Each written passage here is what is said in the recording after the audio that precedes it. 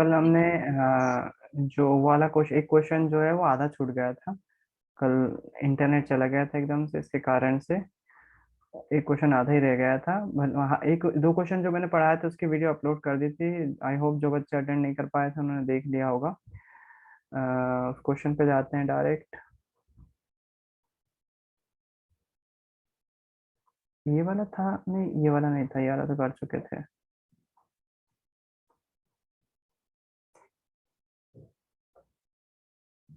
हाँ, ये वाला क्वेश्चन था शायद कि इन कुंडलियों में से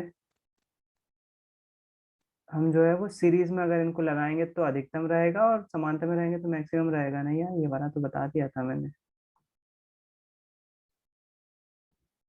हाँ, ये वाली बात कर रहे थे, किसी विद्युत हीटर में डोरी क्यों नहीं जलती है। किसी हीटर की बात करें यदि हम, तो हीटर में जो कॉइल होती है वो रोशनी उत्पन्न करने लगती है, जो कॉइल होती है। लेकिन उसकी जो डोरी रहती है वो तो हम नॉर्मली प्लग से लगाते हैं, या फिर अगर पुराने घरों में देखा होगा आपने, तो जब कनेक्शन नहीं होते थे तो उसमें जो है वो डायरेक्ट डोरी लटका देते थे। तो जो डोरी से करंट जा रहा है, वो डोरी गर्म क्यों नहीं हो रही है, वो गर्म होकर लाल क्यों नहीं हो जा रही है, जबकि केवल जो कॉइल है बस वही जल रही है। हीटर देखा है सभी ने मेरे ख्याल से। क्वेश्चन हाँ पूछ भैया देखा है। हाँ, क्वेश्चन पूछ रहे है। हैं वो जो डोरी हीटर से ऊपर तक जाती है, कनेक्शन के लिए जाती है, वो गर्म क्यों नहीं होती है, हीटर की कॉइल ही बस गर्म क्यों होती है। कोई रीजन बता पाएगा इसका? आंसर भैया आपको क्योंकि पता है? उस तार में प्रतिरोध होता है, वो नाइक्रोम का बना होता है। कौन सा? जो हीटर का कॉइल तार। होती है, जो हीटर की कॉइल होती है वो। हाँ और जो डोरी होती है जिससे हीटर जल रहा होता है, उसका प्रतिरोध नहीं होता होगा।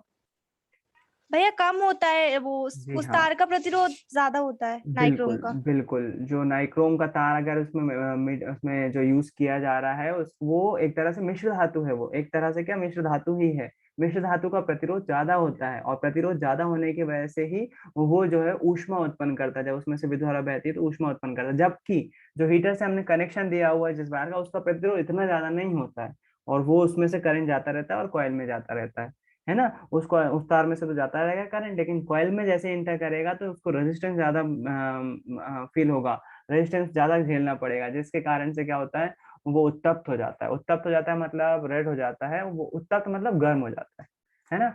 तो उसको आप याद रखेंगे, सिंपल सा आंसर था, कोई ज्यादा उसमें टफ वाली बात नहीं है। अगला क्वेश्चन है, एक घंटे में 50 वाट विभवांतर से 96,000 कूलम आवेश को स्थानांतरित करने में उत्पन्न ऊष्मा परिकलित कीजिए। उत्पन्न ऊष्मा बताना है हमको कि ऊष्मा कितनी जो है वो उत्पन्न होगी। ऊष्मा उत्पन्न होने के लिए हमारे पास जो फॉर्मूले हैं वो है जूल का तापन नियम, है ना। ऊष्मा बताना है मतलब एच की वैल्यू बताना है। एच इक्वल्स टू, फॉर्मूला होता है V I T, V I T, है ना। अच्छा, इसके बारे में हम अगर बात करें तो हम जो है वो, हमको वोल्टेज नहीं दिया हुआ है, हमको पी दिया हुआ है, पावर दिया हुआ है ना। और विभवांतर से 96,000 कूलाम आवेश को स्थानांतरित करने में कूलाम का मान दिया हुआ है। ये वाला फॉर्मूला तो हम यूज नहीं कर पाएंगे, क्योंकि वी इंटू आई का मान इसमें रख सकते हैं 50 वाट, लेकिन इसमें 96,000 टाइम नहीं दिया हुआ है हमको। अच्छा, 1 घंटा दिया हुआ है, 1 घंटा दिया हुआ है, 1 घंटा दिया हुआ है। वॉट का में नापते हैं, विद्युत शक्ति नापते हैं। विद्युत शक्ति का फॉर्मूला क्या है? विद्युत शक्ति का फॉर्मूला है P equals to V into I, V into I. तो हम क्या करेंगे, H equals to, V I को पी लिख सकता हूँ, P equals to V I है। वी आई को क्या लिख दिया, पी लिख दिया, H equals to P T. अगर हम इससे डायरेक्ट आंसर निकालें तो हमारा डायरेक्ट आंसर आ सकता है। पी की वैल्यू पुट करेंगे कितनी, पी है 50 वाट, 50 वाट गुड, टाइम कितना दिया हुआ है, 1 घंटा। 1 घंटा जो है वो यहाँ पर हम डायरेक्ट भी रख सकते हैं। अब डिपेंड करता है हीट किसके लिए निकालना है, 1 घंटे के लिए निकालना है या मिनट में निकालना है, सेकंड में निकालना है। हम अगर 1 घंटे में निकालें, 1 घंटे के लिए निकालें, तो अगर बात जो होगी वो काय में होगी, पावर वाट, वाट आवर में आएगी, मतलब ये डब्ल्यू एच में आएगा, वाट आवर में। हीट जो उत्पन्न होगी वो वाट आवर में उत्पन्न यहाँ पर आएगी, और आंसर हो जाएगा 50 वाट आवर। 50 वाट के बराबर बराबर हीट उत्पन्न होगी। ऊष्मा परिकलित करने के लिए बोला हुआ है। ऊष्मा तो जूल में आना चाहिए वैसे, है ना। तो इस क्वेश्चन को ऊपर देखो, अपन को थोड़ा सा उदाहरण से इससे मदद मिलेगी। क्वेश्चन बोल रहे हैं, उदाहरण वाला क्वेश्चन देख रहे हैं। अच्छा, इसमें भी दिया हुआ है, बढ़िया है।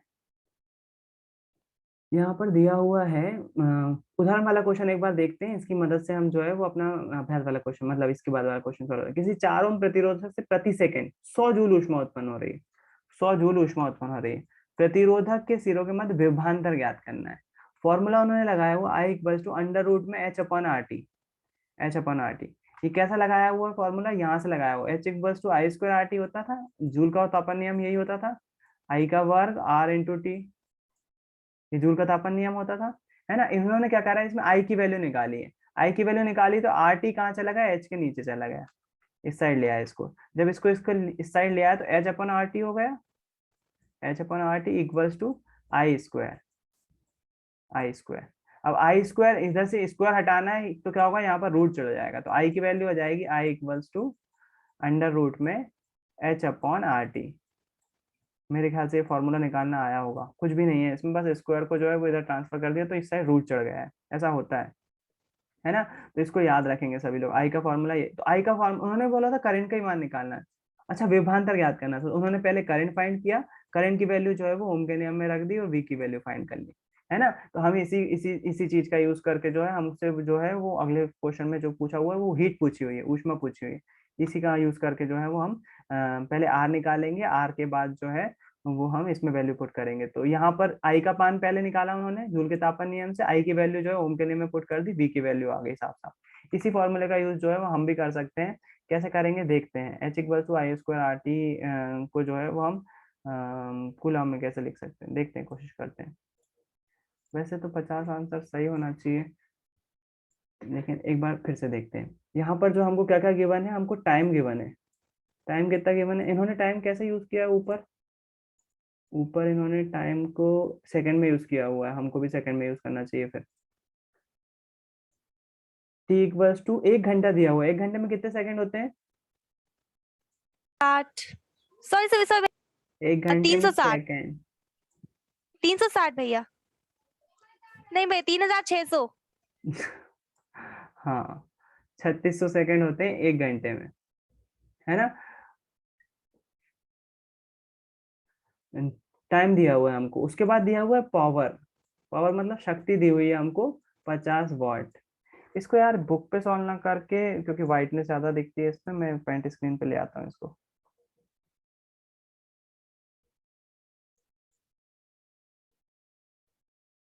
पेंट स्क्रीन ज्यादा अच्छी रहती है इस मामले में।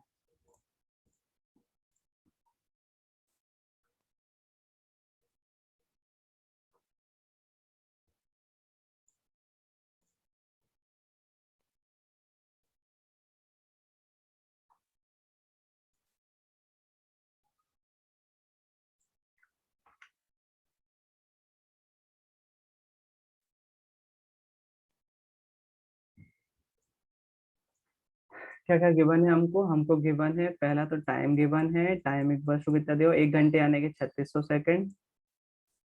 निकाल के देख लो आप, 60 × 60 कर लो अगर करना है तो, सेकंड। उसके बाद हमें शक्ति दी हुई है कितनी, 50 वाट, 50 वाट।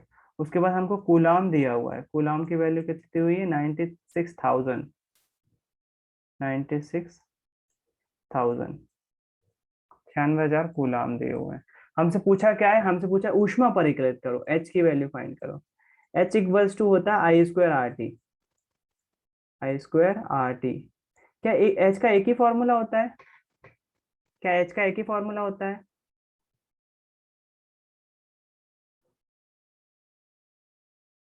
नहीं भैया एक और होता है ना, नहीं होता ना, एक और होता है, कौन सा होता है, H equals to B I T. V I T, बहुत बढ़िया। H equals to V I T, एक और फॉर्मूला यही वाला होता है, रूल का तापन नियम अगर आपने ध्यान से पढ़ा है तो बिल्कुल ये होता है, H equals to V I T. हम क्या करेंगे, हमको क्या वोल्टेज गिवन है क्या, वोल्टेज गिवन है, नहीं गिवन है, क्या करंट गिवन है, नहीं गिवन है, हमको टाइम जरूर दिया हुआ है, टाइम जरूर हमको गिवन है। करंट की वैल्यू हम कैसे निकाल सकते हैं, करंट की वैल्यू कैसे निकाल सकते हैं, एक फॉर्मूला अपन ने करंट का सबसे पहला फॉर्मूला पढ़ा था, I equals to Q upon T, याद है हाँ भैया। जी। तो हम क्या करेंगे, आई का ये वाला फॉर्मूला यहाँ पुट कर देते हैं। जैसे हम पुट करेंगे, पहले तो हम फॉर्मूला ही बना लें ताकि हमको जो है वो ये बन सके। तो क्यू अपॉन टी पुट कर दिया हमने। अलग अलग तरीके हो सकते हैं, आपको अलग अलग टीचर अलग तरीके से इसका आंसर बता सकते हैं। टी से टी कैंसिल हो जाएगा, बचेगा क्या, V into Q. V into Q बचेगा, तो एच इक्वल्स टू बचा वी इंटू क्यू।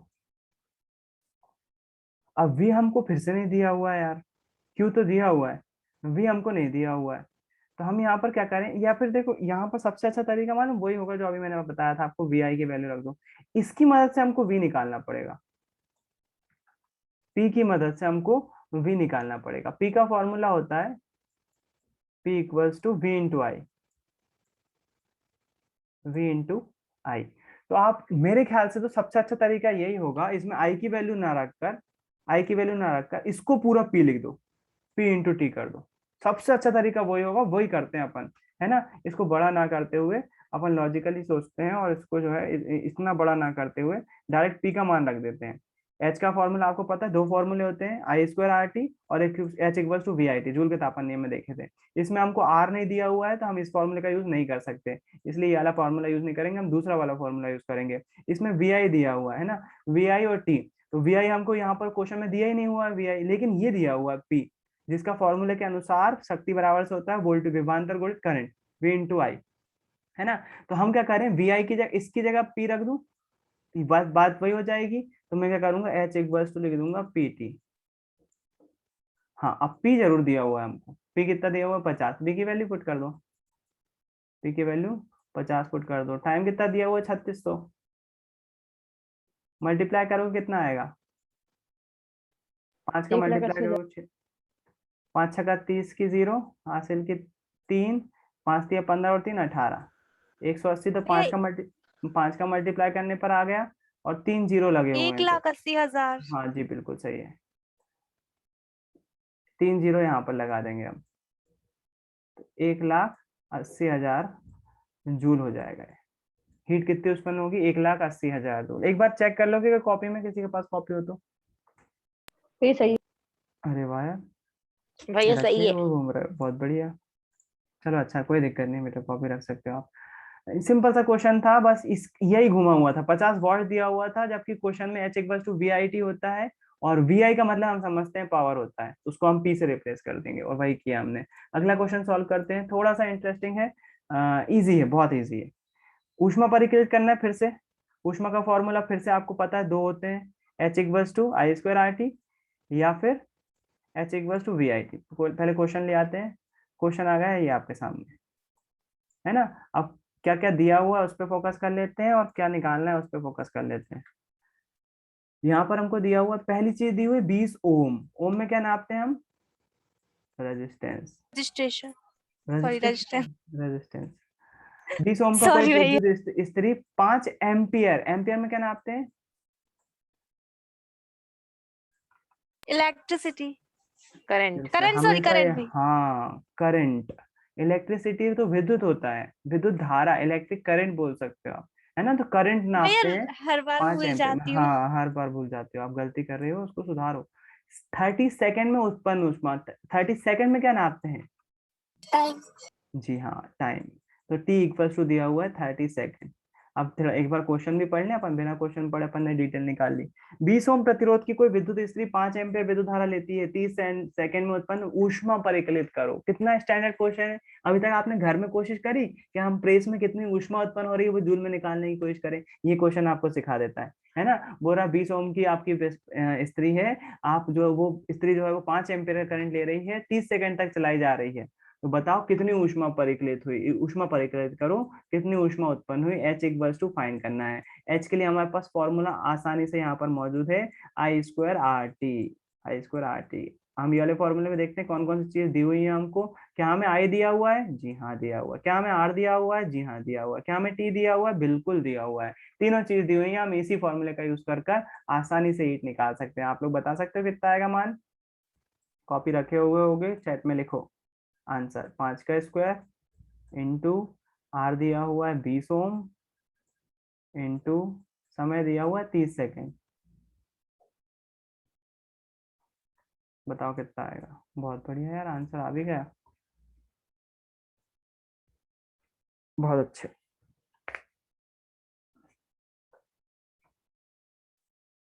बढ़िया।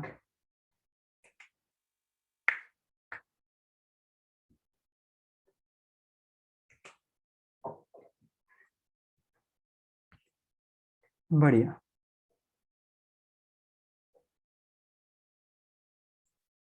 फास्ट करो, जल्दी करो। कैलकुलेटर का यूज कर सकते हो आप ऑनलाइन क्लास में, कोई दिक्कत नहीं है। सीखने पे जोर डालना है, प्रक्रिया पे जोर नहीं डालना। जो सोशल साइंस में आप पढ़ा है ना, प्रक्रिया पे, प्रक्रिया कैसे भी यूज करो, आप आंसर पे पहुंचो। आंसर सही आना चाहिए, सीख रहे हो कि नहीं वो जरूर। चलो लगभग लगभग सभी के आंसर आ गए हैं। हाँ। और पूजा कुछ गलती कर दी बेटा, 1-0 लिखना भूल गई हो क्या? पचम हाँ 25। हाँ ठीक है, मैं समझ गया था। 3 का मल्टीप्लाई करोगे 20 में, तो 3 दूनी 6 और 2 0 हो जाएंगे। 25 25 छंग होता है 125। 125। मेरा आंसर एक अलग सौ क्यों है? पचास भैया 150 होता है। 25 संग 150, हाँ सॉरी। वही तो मैं बोलूँ, कुछ गड़बड़ हो। 150, 25 पंजे 125 होता है। 150 और 2 0 हो जाएंगे, तो 15,000 जूल। बिल्कुल सही आंसर है सभी का। तो बिल्कुल इजी सा क्वेश्चन था, ऑब्जेक्टिव में आ सकता है इस टाइप का क्वेश्चन। बहुत बहुत अब इसका मतलब क्या होगा, आप घर में भी निकाल सकते हो, है ना। घर में जो है आप आपके प्रेस का कितनी देर चलाओगे तो कितना ऊष्मा उत्पन्न होगी, वो आप निकाल सकते हो। टाइम आपको पता होगा, आप 1 घंटे चला रहे हो, 2 घंटे चला रहे हो। एम्पेयर आपकी प्रेस पर पीछे रीडिंग लिखी हुई होगी, कि जो है वो इनपुट कितना करंट ले रही है। आप प्रेस के पीछे पढ़ोगे, स्त्री के पीछे पढ़ोगे, तो उस पर लिखा होगा इनपुट करंट। आउटपुट करंट तो दे ही नहीं रही है वो। इनपुट करंट देखना, उस पर लिखा होगा कितना कितना कितना एम्पियर लिखा हुआ है। और रेजिस्टेंस देखना, ओम में कुछ लिखा हुआ है क्या।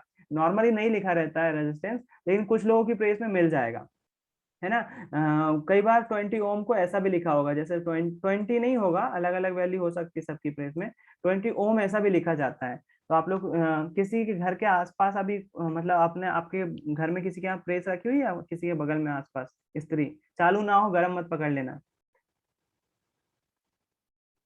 किसी के यहाँ रखी हुई, कोई भैया दिखा है। दिखा सकता है क्या? कशिश इसकी बात कर रहा था मैं, ताइजोन की। कशिश आ गई कि नहीं आई?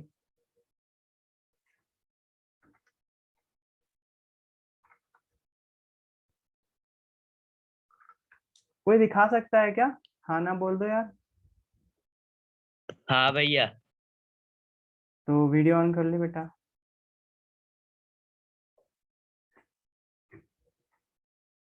दिखाओ प्रेस, वो रेटिंग दिखा देना, प्रेस के पीछे रेटिंग लिखी हुई होगी एक। करा क्या वीडियो ऑन? हाँ। 2 मिनट।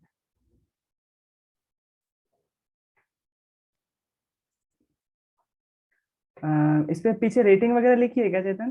पीछे या फिर बीच में जो स्टिकर दिख रहा है ना, उस पर रेटिंग लिखी हुई होगी। नीचे नहीं बेटा, हाँ इस पे भी इधर इधर लिखी हो सकती है। कुछ लिखा है क्या? नहीं लिखा है यहाँ पर, केवल कंपनी का नाम लिखा हुआ है। मेड इन इंडिया लिखा हुआ है, कंपनी का नाम लिखा हुआ है। नहीं बेटा इसमें नहीं, वो स्टिकर लगा होगा ना जो ऊपर, उस पे लिखा होगा शायद। ये स्टिकर, हाँ इस पे, इसको फोकस करोगे क्या आप? नहीं, रेटिंग नहीं दिख अरे रही है। रेटिंग नहीं लिखी। रेटिंग नहीं लिखी। चलो कोई दिक्कत नहीं है। थैंक यू चेतन, आपने कोशिश करी, काफी है। रेटिंग जो है, जैसे आप, मैं किसी अमेजोन पे कोई वो खोल लेता हूँ, इलेक्ट्रिक आयरन सर्च करता हूँ मैं। वॉट रेटिंग लिखी हुई है यहाँ पर। यहाँ किसी भी वेबसाइट पर जाओगे तो इसमें इलेक्ट्रिकल रेटिंग लिखी रहती है इसकी, है ना। यहाँ पर देखोगे आप, तो ये लिखा हुआ है 1000 वाट की है, और 240 वोल्ट इसका ऑपरेटिंग है। अच्छा, इसमें करंट वगैरह इसमें भी नहीं लिखा हुआ है कि कितना करंट लेती है। भैया हाँ। भैया मैं भी, मेरे पास भी प्रेस देख रही हूँ मैं, लेकिन मुझे रेजिस्टेंस नहीं मिल रही है कहीं। रेजिस्टेंस नहीं लिखा हुआ, रेजिस्टेंस नॉर्मली नहीं लिखा रहता है पेज पर। ये तो कॉमन सी बात है, ये वाकई नहीं लिखा रहता है। तो इसको तो निकालना पड़ता है रेजिस्टेंस को। मैं वही समझना चाह रहा था कि, लेकिन कई लोगों में, कई पेज में जो है वो यकीनन मिल भी जाएगा आपको।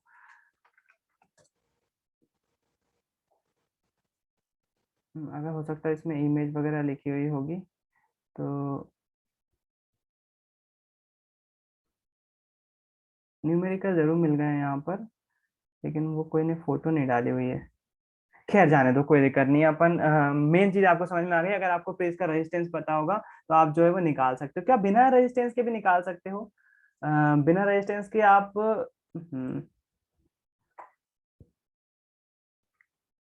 बिना रेजिस्टेंस के आप कितनी ऊष्मा निकल रही है वो निकाल सकते हो क्या? प्रेस से हाँ हाँ भैया। कैसे निकाल सकते हो? भैया VIT से। जी हाँ, बिल्कुल सही। दूसरे फॉर्मूले से निकाल सकते हो। वोल्टेज आपको पता है 220 वोल्ट पे चल रही है, करंट प्रेस पर लिखा हुआ होगा, टाइम आपको पता होगा आप कितने घंटे लगा रहे हो। तीनों को मल्टीप्लाई कर देना, टाइम को सेकंड में रखिएगा, जूल में आपको करंट मिल जाए, जूल में आपको ऊष्मा निकल जाएगी कि आप कितनी ऊष्मा जो है वो निकाल सकते हो। तो कोशिश करना घर पे निकालने की, आपको पता चल जाएगा आपकी प्रेस कितने जूल ऊष्मा उत्पन्न कर रही है। प्रैक्टिकली देख रहे होगे आप अपने साइंस को, जो पढ़ रहे हो आप उसको प्रैक्टिकली देख रहे होगे। अगले क्वेश्चन पे आते हैं। विद्युत धारा धारा द्वारा प्रदत्त ऊर्जा का की दर का निर्धारण कैसे किया जाता है? विद्युत धारा द्वारा प्रदत्त ऊर्जा की दर का निर्धारण। तो ऊर्जा जो द्वारा जो कार्य किया जाता है उसकी दर का निर्धारण कैसे करते हैं हम? उसी को शक्ति बोलते हैं। विद्युत धारा द्वारा किए गए कार्य की दर को ही हम शक्ति बोलते हैं। और शक्ति की परिभाषा पूछ रहे हैं वो घुमा फिरा के, तो आपको मालूम है कि कार्य करने की दर को शक्ति कहते हैं। और जब ये कार्य विद्युत धारा द्वारा किया जाता है तो हम उसे बोलते हैं विद्युत शक्ति। और विद्युत धारा कार्य करने की दर को ही हम शक्ति कहते हैं। क्वेश्चन में ये पूछा हुआ है, तो सिंपल सा इसमें विद्युत शक्ति के बारे में आपको लिखना पड़ेगा। उसका मात्रक क्या होता है विद्युत शक्ति का? उसका मात्रक होता है वाट, है ना। इसका निर्धारण कैसे किया जाता है? वाट से किया जाता है। P equals to V I, P equals to I square R, P equals to V upon R. नहीं, वी अपॉन आर नहीं, तीन फॉर्मूले होते हैं ना P के।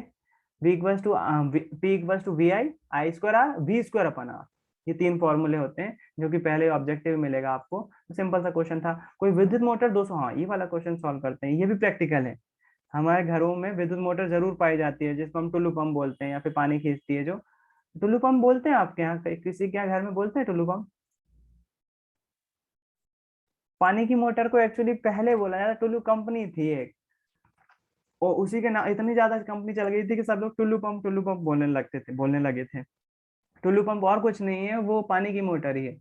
कोई विद्युत मोटर 220 वोल्ट के, जो जो चीज हमको दिखती जाती है हम वो चीज लिखते जाते हैं। पहले तो दिया है हमें, V इक्वल्स टू दिया हुआ है 220 वोल्ट। विद्युत स्रोत से 5 एम्पियर की विद्युत धारा लेती है। एम्पियर में क्या नापते हैं? करंट। तो I इक्वल्स टू दिया हुआ है 5 एम्पियर। मोटर की शक्ति निर्धारित कीजिए। शक्ति मतलब P की वैल्यू फाइंड करना है। कितना सड़ा सा क्वेश्चन है। बता दो जरा P की वैल्यू कितनी होगी, मुंह से ही बता सकते हो ये तो। 22 पंजे कितना होता है?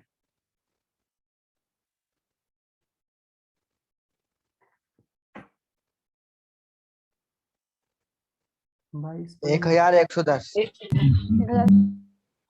22 पंजे 1110 होता है। बढ़िया है। 110। 110, 110 ये 1100 वाट। Total answer 11। बता रहे हो आप। बढ़िया।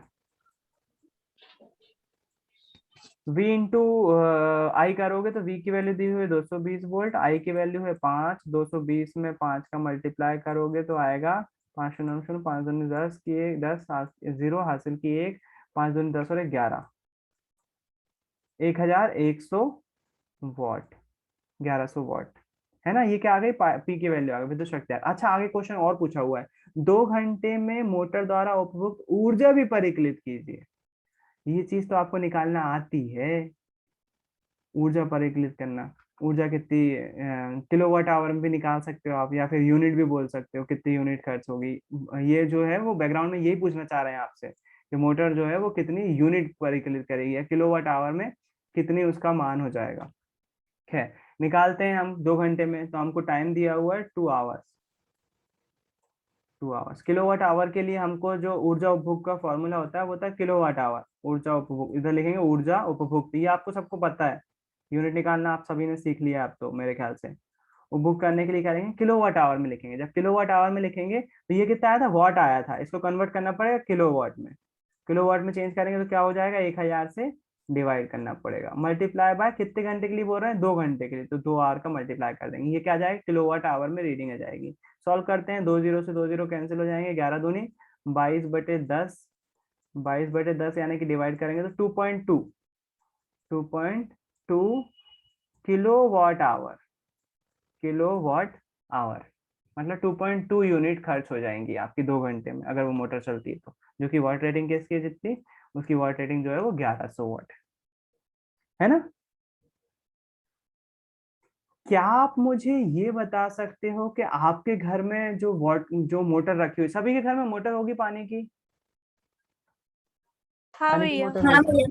तो क्या आप मुझे ये बता सकते हो कि वो कितने वॉट रेटिंग की है, उसकी विद्युत शक्ति कितनी है, बता सकते हो क्या? क्योंकि नॉर्मली मोटर जो बिकती हैं वो किलो वॉट, आप अभी नहीं बताना है, अभी उठो मत जगह से, अभी बैठे रहो भैया। मैं घर के लिए बात कर रहा हूँ, जो हमने सीखा है जो चीज, वो हम अप्लाई कर पा रहे हैं कि नहीं। हमारे घर में अगर कोई मोटर है तो वो कितने वॉट की है, अगर वॉट की हमको पता है तो क्या हमें पता है वो कितना करंट खींचती होगी। हमारा वोल्टेज तो फिक्स है, 220 वोल्टेज पे चलती है सब चीजें, तो वोल्टेज तो फिक्स है। दो चीजों को पता करने की कोशिश करो, आपके घर में जो मोटर है वो कितने वॉट रेटिंग की है, और उसको जो है वो उसमें कितना करंट खींचती है, वो कितना एम्पियर करंट खींचती है, कैलकुलेशन से आप पता लगा सकते हो। आपको जो हमारा फॉर्मूला है शक्ति का, विद्युत शक्ति का, P इक्वल्स टू VI, इन तीनों में से एक वोल्टेज तो आपको हमेशा ही पता रहेगा, 220 वोल्ट रहेगा हमेशा। P और I में से कोई एक चीज पता होगी तो आप बाकी चीज निकाल लोगे। अगर P पता है तो I निकाल लोगे, I पता है तो P निकाल लोगे। तो वॉट रेटिंग आप मोटर की पता कर सकते हो। एक और चीज घर में पूछना, जो भी मोटर लेके आया हो, पापा लाए हो, भाई लाया हो, कोई भी मोटर लेके आया होगा, तो उनसे पूछना मोटर दुकान पे कैसे बिकती है, क्या वॉट रेटिंग से बिकती है कि भैया 1000 वॉट की मोटर दे देना, या 2000 वॉट की मोटर दे देना, या फिर किसी और तरह से पूछी जा बिकती है ना। शब्द सुनने को मिलेगा, क्या आप बोलोगे, आप उनसे पूछना घर में, तो कहीं हॉर्स पावर तो नहीं यूज कर रहे हैं मोटर खरीदने के लिए, कोई मोटर खरीदने जाते हैं शॉप पे, तो कहीं हमें हॉर्स पावर तो नहीं बोलना पड़ता कि भैया हमें इतने हॉर्स पावर की मोटर दे दो। क्या कुछ और टर्म यूज करते हैं क्या नहीं। जो भी मोटर खरीद के लाया हो उससे पूछना कि मोटर आपने जब खरीदी तो उससे कैसे बोला था, आपको कैसे पता चला है कितने पावर की मोटर चाहिए, पावर काय में नापी होगी मोटर में। तो ये आपके घर का काम है, पूछोगे तो कुछ सीखोगे, नहीं पूछोगे तो मत नहीं सीखोगे, सीधी सी बात है ना। तो घर पे पूछिएगा, अगर कोई रिसेंटली मोटर खरीद के लाया तो उसे पता होगा कि मोटर वॉट में बिकती है या हॉर्स पावर में बिकती है या किसी और यूनिट में बिकती है ना। किलो वॉट में भी बिक सकती है, किलो वॉट आवर में भी कुछ ना कुछ रीडिंग होगी, तो वो पता करना, फिर अपन उसके बारे में बात करेंगे कि क्यों ऐसा होता है। अगला क्वेश्चन है,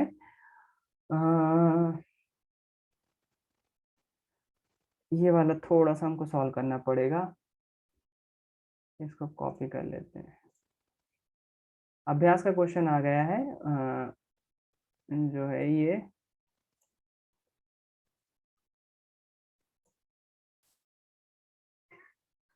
प्रैक्टिकली सॉल्व करना पड़ेगा। क्वेश्चन दिया हुआ है, प्रतिरोध R के किसी तार के टुकड़े को 5 बराबर भागों में तोड़ा जाता है। एक तार है, उसका प्रतिरोध, इसका कुल प्रतिरोध जो है वो R है, मतलब यहां से लेकर यहां तक का इसका कुल प्रतिरोध जो है वो R है। इसको क्या करा हमने, 5 बराबर हिस्सों में तोड़ लिया, 5 बराबर हिस्सों में तोड़ लिया, 1 2 3 4 5 बराबर हिस्सों में, बिल्कुल सेम टू सेम है। एक छोटा बड़ा लग सकता है लेकिन सबको बराबर टुकड़ों में तोड़ा हुआ है। इन टुकड़ों को फिर पाश क्रम में संयोजित किया हुआ है, ये तार तोड़ा और फिर इसको समांतर क्रम में लगा दिया, मतलब अ, तो इनको तोड़ने के बाद इनको समांतर क्रम में लगाया, मतलब इसको ऐसा ऐसा लगा दिया, एक टुकड़ा, दूसरा टुकड़ा, तीसरा टुकड़ा। अच्छा, ये टुकड़ों का अपना अपना रेजिस्टेंस भी होगा ना, हर एक टुकड़े का पूरे तार का था तो टुकड़ों का भी रेजिस्टेंस होगा। इन 5 को हमने क्या कर दिया, 5 टुकड़ों को रेजिस्टेंस के रूप में दिखा दिया, ताकि हमको थोड़ा बहुत समझ में आ जाए। इन 5 टुकड़ों को रेजिस्टेंस के रूप में लगा दिया, 3 हो गए, 4 और एक को लगा देते हैं 5, ये 5 रेजिस्टेंस हमने समांतर क्रम में लगा दिए, है ना। अब बोल रहे हैं, यदि संयोजन का तुल्य प्रतिरोध, संयोजन का मतलब इसका कुल प्रतिरोध R डैश है, R डैश है, इसका जो अब नया प्रतिरोध आएगा, पहले जाहिर सी बात है, पहले एक तार था तो कुल प्रतिरोध R था, फिर क्या करा, इनको 5 भागों में डिवाइड कर दिया और पांचों को अलग अलग समांतर क्रम में लगा दिया, तो अब जो नया प्रतिरोध आया वो R डैश हो गया, R डैश हो गया।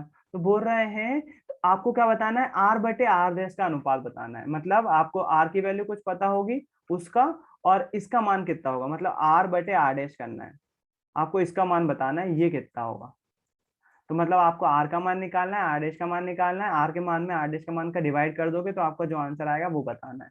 तो अपन को इसमें उन्होंने कुछ वैल्यू तो दी नहीं हुई, कैसे कर सकते हैं, हम मान लेते हैं कि इस पूरे तार का प्रतिरोध यहाँ से लेकर यहाँ तक जो है वो 100 ओम है। वो कितना है, 100 ओम है, ठीक। अच्छा, इसके बराबर 5 टुकड़े करे हुए हैं, तो हर एक टुकड़े का रेजिस्टेंस कितना हो जाएगा, बताओ मुझे। 20। और कोई, इस पूरे तार का प्रतिरोध 100 है, 5 बराबर टुकड़े किए हुए हैं, हर एक टुकड़े का प्रतिरोध कितना हो जाएगा, 20 बिल्कुल सही। 20 ओम। हर एक टुकड़े का जो है वो प्रतिरोध हो जाएगा 20 ओम, है ना। हम पांचों को जोड़ेंगे तो फिर से 100 ओम हो जाएगा हमारे पास, तो हर टुकड़े का होगा रेजिस्टेंस 20 ओम। आर की वैल्यू कितनी थी, 100।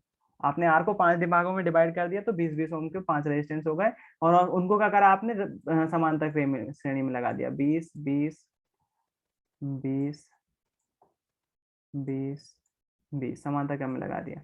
तो अब नया कुछ प्रतिरोध निकलेगा, समांतर क्रम में लगे हुए हैं, तो हम जिसको हम आर डैश बोल रहे हैं, यहाँ पर हम क्या करें, यहाँ पर हम आर डैश का फॉर्मूला लिख लेते हैं। आर डैश कैसे कैलकुलेट करेंगे, 1/r डैश इक्वल्स टू, समांतर क्रम का फॉर्मूला होता है 1/r1 plus 1/r2 plus r3 plus, ऐसे जो है वो कितने हैं, 5 हैं, तो हम जो है वो 1/20 को 5 बार लिख लेते हैं, 1/20 प्लस 1/20, सॉल्व करो इसको, 1/20 को सॉल्व करोगे तो कितना आएगा, आर डैश की वैल्यू बताओ, डायरेक्ट लिखना है चैट में, बोलना नहीं है, इजी है, एलसीएम बीसी आ जाएगा, सॉल्व करो रफ में।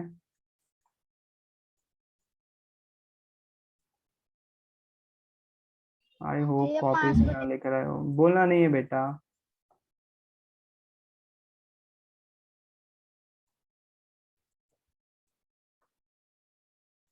बोलना नहीं है, लिखो।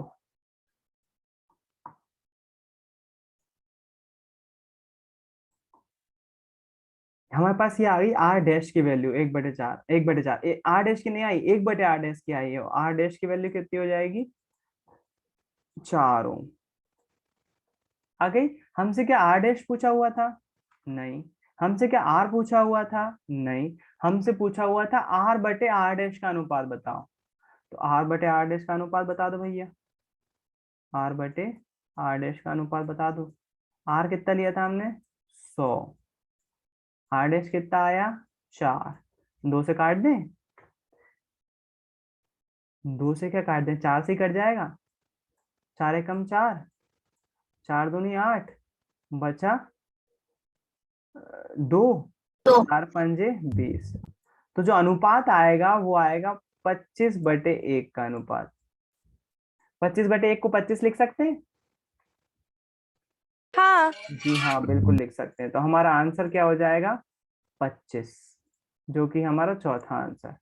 कंफ्यूज करने के लिए 1/25 भी रहेगा यहाँ पर, ये वाला आंसर गलत है बेटा, 1/25 नहीं, आपका आंसर है 25/1, है ना। अब वो बटे में क्या रहेगा, 1 रहेगा, तो आप सोचोगे कि ये वाला आंसर सही होगा और गलती में ये वाला आंसर लगा दोगे, जबकि ये गलत है। सही आंसर है 25/1 यानी कि 25, है ना। तो इसका आंसर क्या हो जाएगा, डी। हमने केवल एक छोटा सा लॉजिक लगाया, एक उदाहरण ले लिया, तो क्वेश्चन बिल्कुल आसान हो गया, हमने रेजिस्टेंस 100 ओम मान लिया बस, है ना। अगले क्वेश्चन सॉल्व करते हैं, एक बार फिर से ज्वाइन करो सभी लोग। भैया मुझे कुछ पूछना है। हाँ बिल्कुल पूछ लेना अगले सेशन में, क्योंकि टाइम यहाँ पर कम बचा हुआ है, एक बार फिर से ज्वाइन करो।